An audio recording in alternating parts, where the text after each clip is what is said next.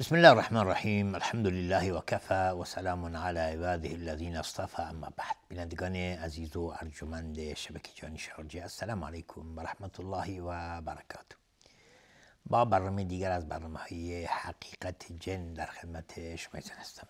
در این برنامه در مورد قدرت جنیان صحبت خواهیم کرد که چه قدرتی دارند و چگونه میتوانند خود رو به اشکال مختلف در بیارن. یعنی خداوند طوری به اینها قدرت داده که خیلی قوی و قدرتمند هستند و به هر صورت و هر شکلی که دلشون بخواد میتونن خودشون رو در بیارن. حالا این قدرت عجیبی که خداوند به اینها داده که میتونن خودشون رو به شکل انسان، به شکل حیوان و اینها در بیارن، خصوصا مثلا شکل سگ، شکل گربه، الاغ و گاو یا شتر، یا همچنین خزندگان و گزندگان. اما بیشتر اون حالتهایی که اونها خودشون رو به شکل حیوانات در میارن در صورت سگ سیاه و گربه سیاه و مار بیشتر خودشون در میارن، بیشتر به این شکل در میان. در صحیح مسلم ابوذر غفاری روایت میکنه که رسول الله صلی الله علیه و سلم فرمودند: اذا قام احدكم يصلي فانه يستره اذا كان بين يديه مثل آخرة الرحل فاذا لم يكن بين يديه مثل آخرة الرحل فانه يقطع صلاته الحمار والمرأة والكلب الأسود. قلت يا أبا ذر ما بال الكلب الأسود من الكلب الأحمر؟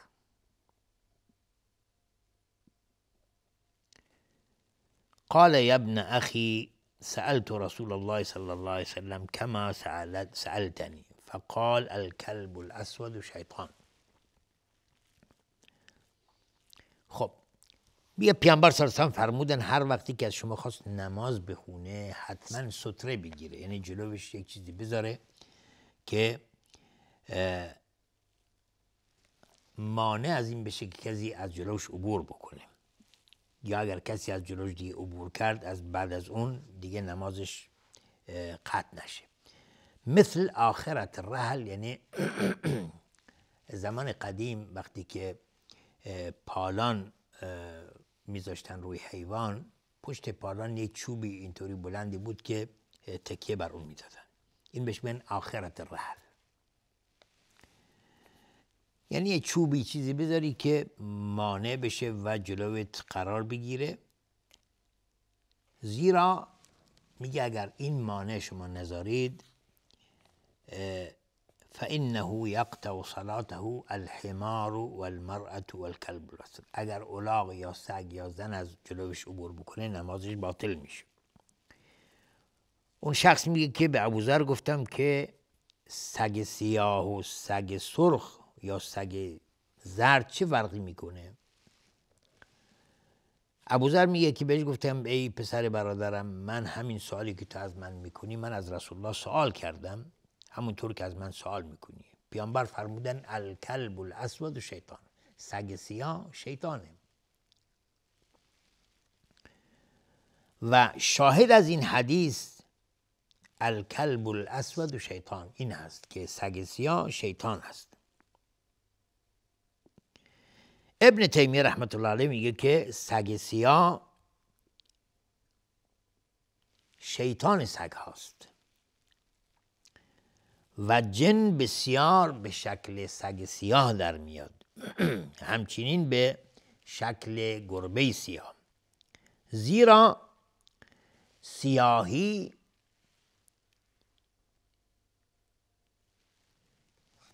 قدرت شیطانی است،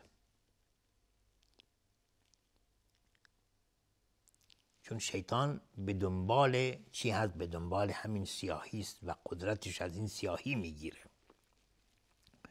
و قوتش رو از اون حرارت و گرمی میگیره و به همین خاطر که انسان وقتی که خشمگین میشه، پیامبر صلی الله علیه و میگه خشم از چی؟ از شیطانه. شیطان تو رو خشمگین میکنه که بتونه بر تو تسلط پیدا بکنه. و همچنین شیاطین میتونن که به شکل انسانها، حیوانات و عقربها و مارها و تمام اون مخلوقات الهی میتونن خودشون رو در بیارن و همچنین به شکل شتر و گاو و گوسفند و اسب و قاطر و الاغ و همچنین به شکل پرندگان و به شکل بنی آدم میتونه در بیاد. مثلا شیطان میتونه به شکل پدر شما، به شکل فرزند تو، به شکل همسر تو، به شکل هر انسانی که دلش بخواد میتونه خودشو در بیاره. پیامبر صلی الله علیه و سلم در مورد مارها میگه که الحیات مسخ الجن، میگه مارها جنیانی هستند که مسخ شده هستند، همانند بنی اسرائیل که خداوند به عنوان تنبیه اونها رو تبدیل به میمون و خنزیر کرد، خوک تبدیل به، خیلی از اونها رو تبدیل به خوک و خنزیر نمود و میمون نمود. پس مارها از قبیله جنیان هستند.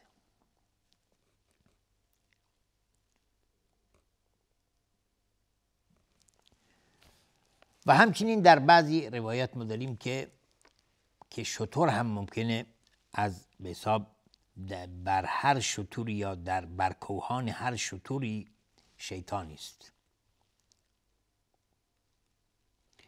در حدیث دیگری ما داریم که رسول الله صلی الله علیه و سلم میفرمایند که لولا ان الكلاب امة لامرت بقتلها ولكن خفت ان ابيد امه فاقتلوا منها كل اسود بهيم فانه جنها او من جنها.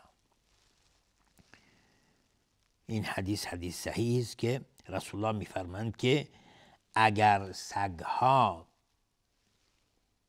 امتی نبودند، یعنی گروهی نبودند که مخلوق شده بودند،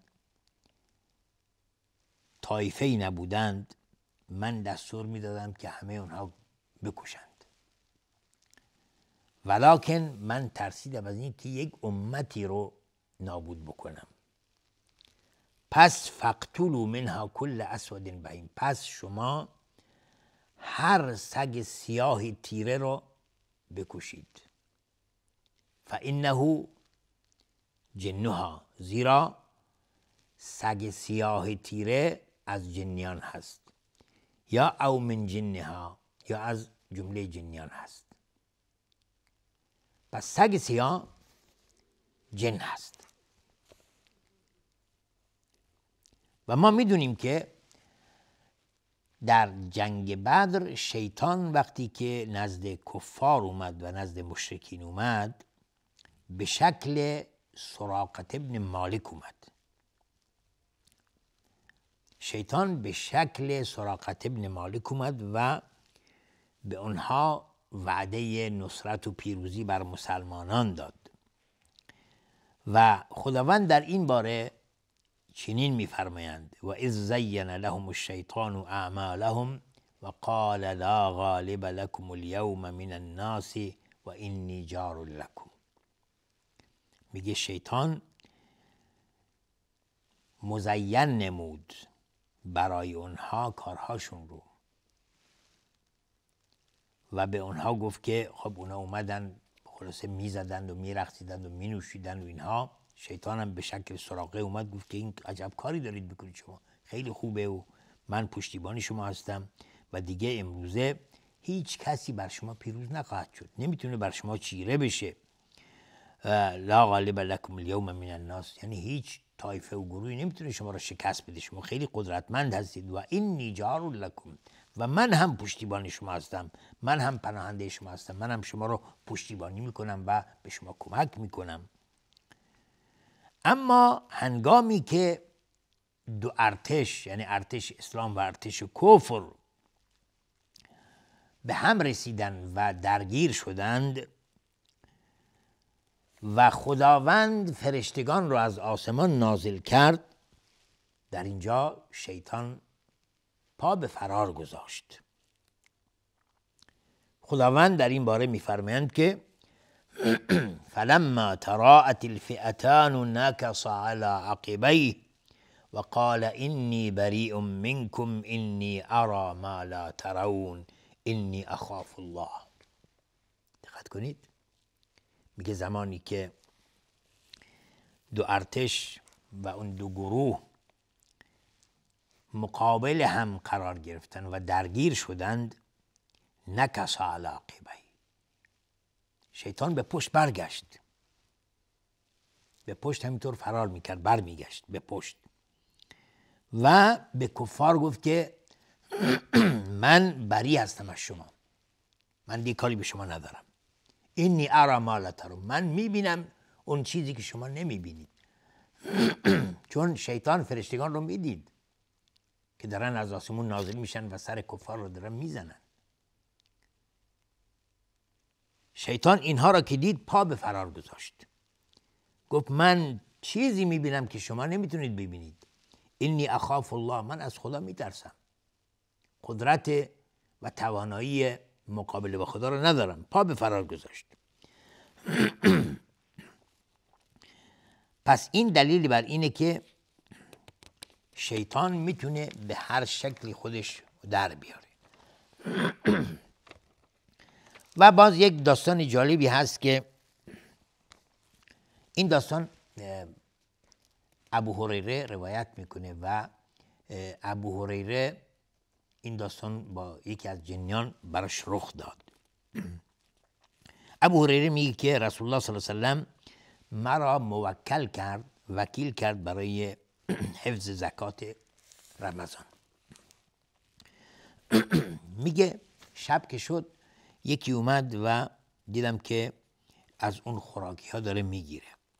میگه من دستشو گرفتم و گفتم که به خدا که من تو رو میبرم پیش رسول الله صلی الله علیه و سلم و از این عمل شکایت میکنم. اون شخص میگه گفت که من محتاجم، بچه دارم، عیال دارم و حاجت شدیدی دارم و بچه‌ام گرسنه هستن. ابو هریره میگه که دلم سوخت و ولش کردم. و صبح که شد رسول الله صلی الله علیه و سلم به من گفت که ای ابا هریره ما فعل اسیرک البارحه، ای ابو هریره اسیر دیشب چیکار کرد؟ میگه گفتم که ای رسول خدا شکایت کرد که خیلی نیازمند، عیالباره و رحمش کردم، رحمش به دل اومد و ولش کردم.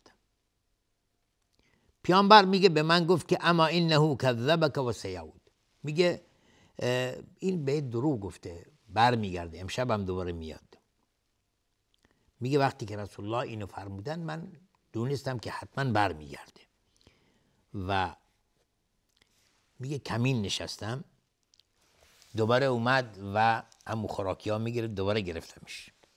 گفتم که این بار میبرد باز پیش رسول الله و دوباره همون حرفاشو تکرار کرد که ولم کن، من محتاج هستم، عیال بارم، دیگه بر نمیگردم، قول میدم دیگه بر نگردم. میگه باز دلم به رحم اومد و باز ولش کردم. صبح که شد باز رسول الله فرمودن که یا ابا هریره ما فعل اسیرک، ای ابو هریره اسیر دیشب چیکار کرد؟ باز گفتم که ای رسول خدا شکایت کرد که حاجت شدید داره و عیال باره و رحمش خاطره اومد، ولش کردم.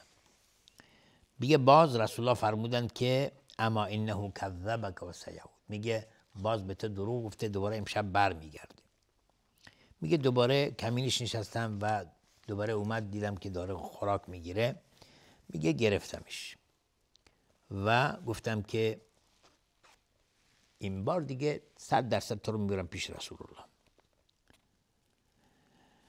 اون شخص میگه گفت که این دیگه حالا 3 بار تموم شد خلاص. میگه بهش گفتم که 3 بار تموم شد و هر بار تو میگی که من بر نمیگردم و بر میگردی. ابو هریره بهش گفت، میگه حالا 3 شبه که هر شب میگی من نمیام، دوباره هی میای. این بار میگه بهش گفت که، یعنی اون شخص به ابو هریره گفت که مرا رها کن، به تو یاد میدهم کلماتی که خداوند به تو نفع میرسونه. میگه بهش گفتم که خب این کلمات چیه؟ میگه بهم گفت که اذا اویت الی فراشک فقرأ آیت الکرسی. میگه وقتی که خواستی بخوابی آیت الکرسی رو بخون، الله لا اله الا هو الحی القیوم، تا اینکه آیت الکرسی تمام بشه. میگه وقتی که این آیت الکرسی رو هنگامی که میخوای بخوابی بخونی بر خودت، میگه از جانب خداوند بر تو حفاظت هست و حفاظت میشی و هیچ شیطانی نمیتونه تا صبح به تو نزدیک میشه.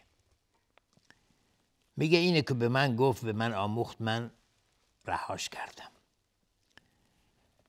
دوباره صبح که شد رسول الله به من گفت که دیشب اسیر چه کار کرد؟ گفتم که ای رسول خدا، ادعا کرد که به من کلماتی یاد میده که خداوند به من نفع میرسونه و من هم رهاش کردم. پیامبر فرمودن که چه کلماتی بود؟ گفت که به من گفت که اگر خواستی بخوابی قبل از خوابیدن آیت الکرسی رو از اول تا آخرش بر خودت بخوان و دیگه وقتی که خوندی از جانب خداوند بر تو حفاظتی است و خداوند از تو حفاظت و نگهبانی میکنه و هرگز هیچ شیطانی تا صبح نمیتونه به تو نزدیک بشه. پیامبر صلی الله علیه و آله میگه فرمودن که اما انه قد صدقك و هو کذوب. پیامبر صلی الله علیه و آله فرمودن که به تو راست گفته ولی دروغگوست. میگه به من گفت که تو میدونی که این 3 شب با کی داری صحبت میکنی؟ میگم گفتم نه. گفت که ذاک شیطان. پیامبر فرموده این شیطان بوده که تو 3 شب باش داری درگیر هستی و هی میاد از تو خوراکی میدوزده. پس شیطان میتونه به هر صورتی که بخواد خودشو در بیاره. انشالله که خداوند همه ما رو از شر شیاطین حفظ کند. تا دیداری دیگر و برنامه دیگر همه شما رو به خداوند بزرگ میسپارم و آخر دعوانا ان الحمدلله رب العالمین و السلام علیکم و رحمت الله و برکاته.